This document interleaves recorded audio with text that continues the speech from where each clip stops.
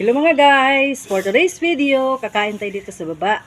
Kasi ngayon, Easter Sunday.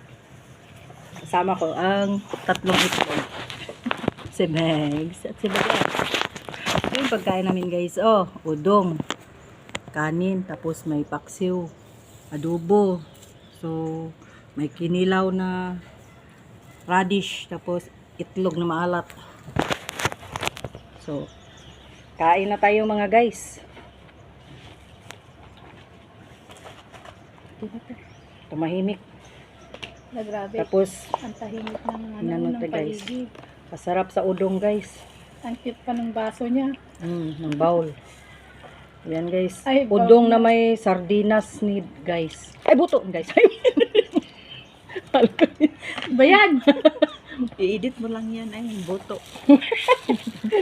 Ha? Tapos maglagay tayo gloves guys. Kay magkamay ta guys. Ilami ning itlog nga Ayan na. special na itlog na maalat.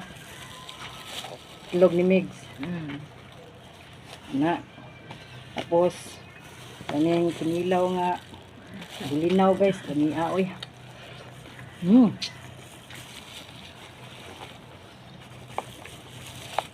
Tapos sigupag sabaw.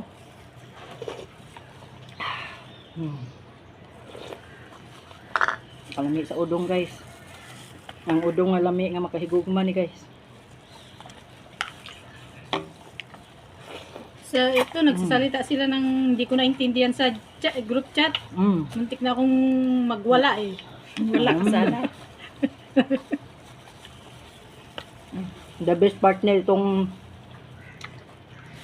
itlog na maalat plus kamatis.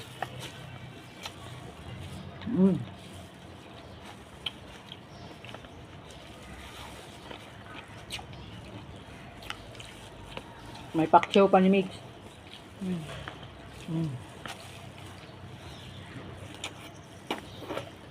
Diba?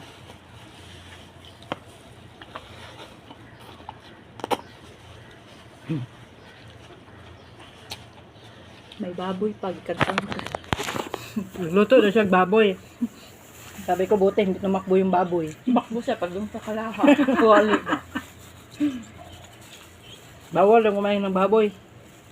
Bawal pag walang ulam. Bawal pag walang ulam. Pag meron, hala.